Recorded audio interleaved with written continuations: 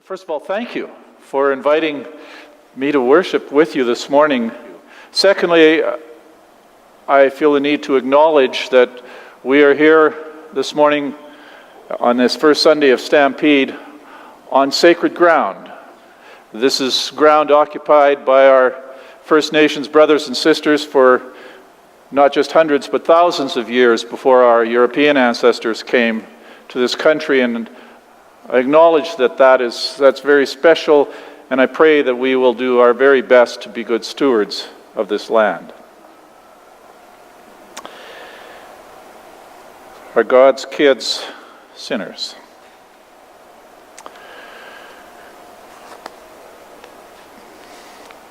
The big man in the red plaid shirt was actually only 5'7" tall and weighed a mere 135 pounds at his heaviest. But when you're 5, everybody that's older than 5 looks big. My heart was pounding like a drum in a marching band. I was running and I tripped and fell flat on my face when Sandy, the Cocker Spaniel, tripped me just as I was rounding the corner from the hallway into my bedroom. I could hear heavy footsteps getting closer and faster.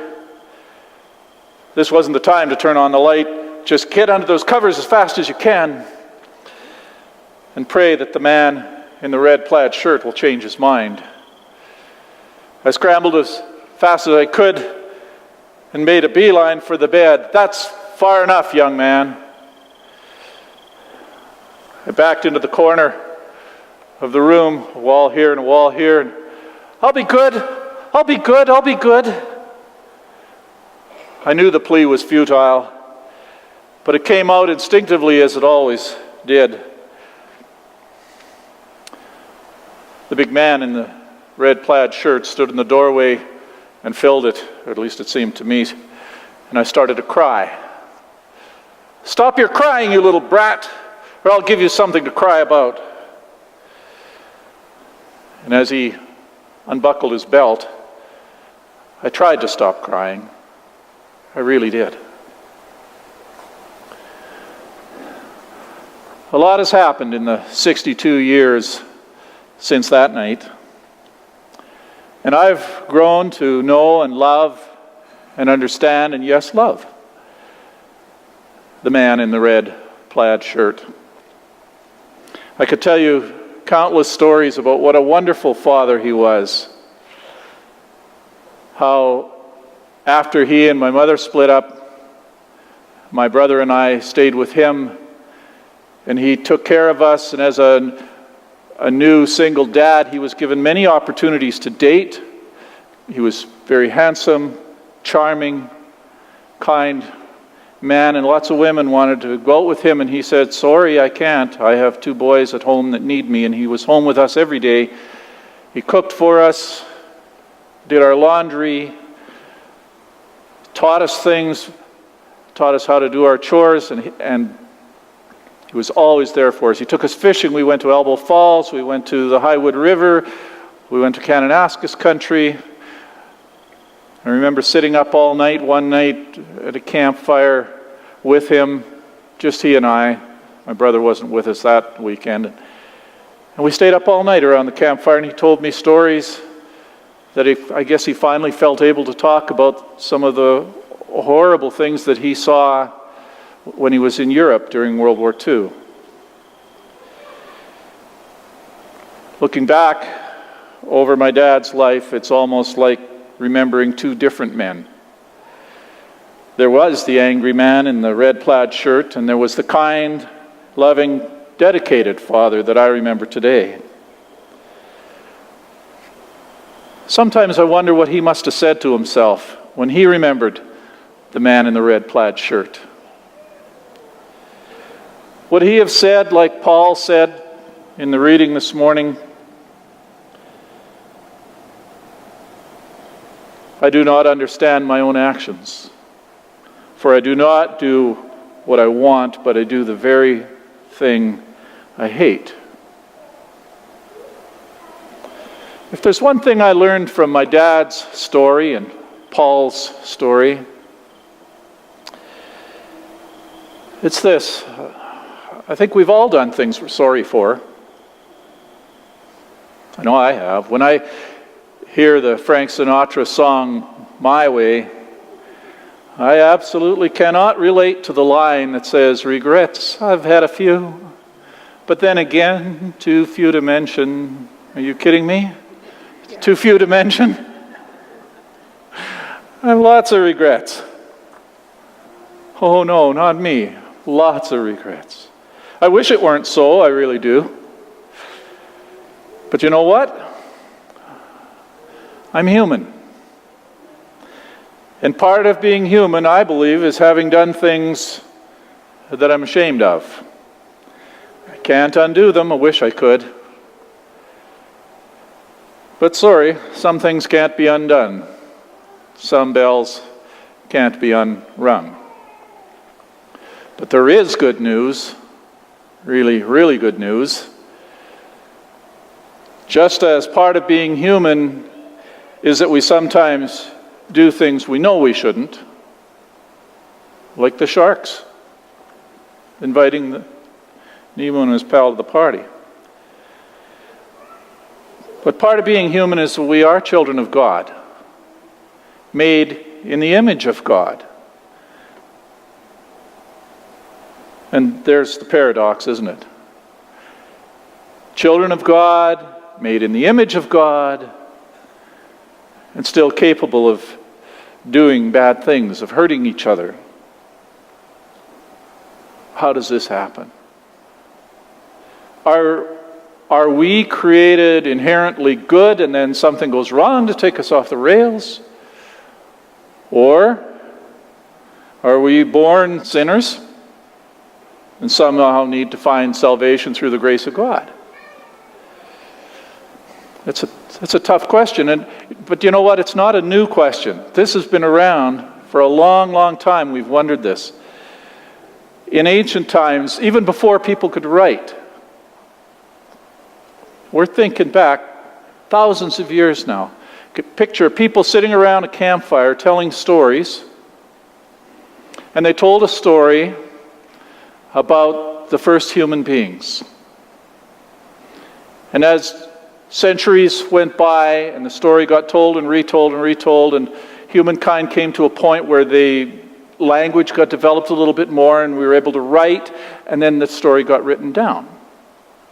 And it got told again and again and again, and we tell it to this very day. That same story about the first human beings.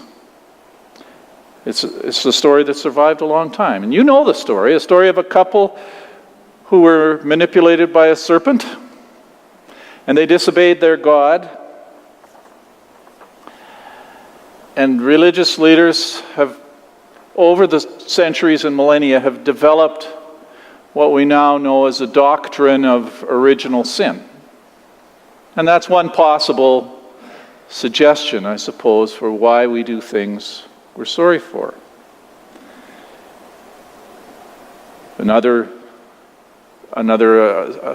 answer, I suppose, could be a result of our experiences. My dad served in World War II, came home after 4 years over there to find another man living in his home with his then wife. Maybe those experiences had something to do with the anger that he must have felt when he was the man in the red plaid shirt. I don't know. I don't know if it's original sin or if it's our experiences or what it is that makes us do things that we wish we hadn't.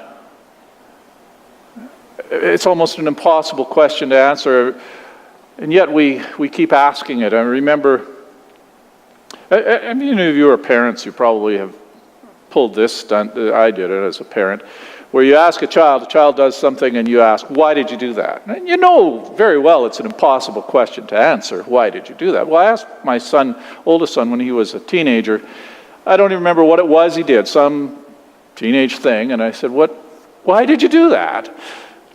And he looked at his shoes for a few minutes, and then he looked up at me and he said, "Dad, it was pure pressure." So even he understood the concept of pure pressure. I'm wondering if that's the question we ought to be asking ourselves this morning. I noticed when Paul, in this letter to the Romans that we read this morning, he didn't actually ask the question, why do I do the things I don't want to do? He says, I do not understand my own actions. Merely making a statement. I don't get it. I don't understand my own actions. For I do not do what I want, but I do the very thing I hate. Maybe the question we ought to ask ourselves is, what do we do about it? And two things that come to my mind about what do we do about it is, how do we do it less often? I'm a little reluctant to say how do we stop, because I think that's a pretty big challenge. But how do we do it less often? And then the other question is, what do we do with the guilt and shame? Because that comes with it too.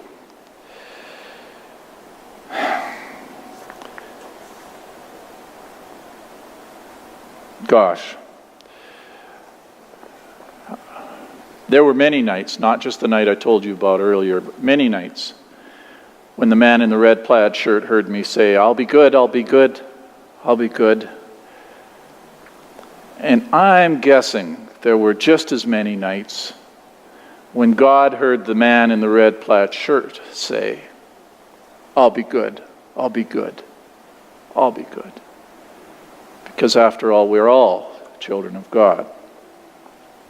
Now, let's face it, we've all said, I'll be good, I'll be good. We've all said some version of that, some form of, it's going to be better now, I'm going to be better, honest. I'll be a better me.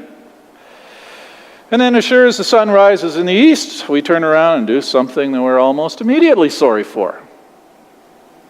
And we ask ourselves, what were you thinking? Okay, how do we stop doing those things, or at least do them less often? No easy answer. Prayer helps sometimes. I'm sure you've heard the story of the prayer. You know, this is a great day, God. I haven't said one hurtful thing to anyone. I haven't done one bad thing. I haven't lied. And now I'm about to get up and get out of bed. I'm going to need your help all day. You've heard that. What do we do with the guilt and shame? Go back to what Paul wrote here towards the end of the reading that we read this morning. Wretched man that I am. Well, he's beating himself up pretty good here. Eh? I wonder if Paul wore a red plaid shirt ever. Wretched man that I am, who will rescue me from this body of death? Thanks be to God through Jesus Christ our Lord. That's a good starting place, I think. Thanks be to God. You know, there comes a time in everyone's life, a pivotal moment, when everything wrong can be made right. And I believe God is reaching out to us this morning through Paul and Paul's writings. This was written in about the year 50, by the way. So that's, by my math, about 1967 years ago. I'm not a brilliant mathematician. I figured that out a while ago and memorized it. But I think God's reaching out to us through Paul when he says, thanks be to God through Jesus Christ, our Lord. You know, a few days ago, well, it was a week ago, last Sunday, I was attending a 50th wedding anniversary of some dear friends of ours. And I was having a conversation with a gentleman by the name of Stan Bessie. He's a retired United Church minister who's related to my wife, Peggy. And I thought, here's an opportunity to tap into him as a mentor. I told him I was coming here this week and I'd be talking about this business of this Paul's lament about what do we do with all this stuff. And I said, I'm really looking forward to talking about it, but I'm not sure what are we going to do with the guilt and shame? And I really like what Stan said, and I'm going to leave you with his words. He smiled and gently said about the guilt and shame, those things tend to go away the closer you get to Christ. In this, as in all things, glory be to God. Amen.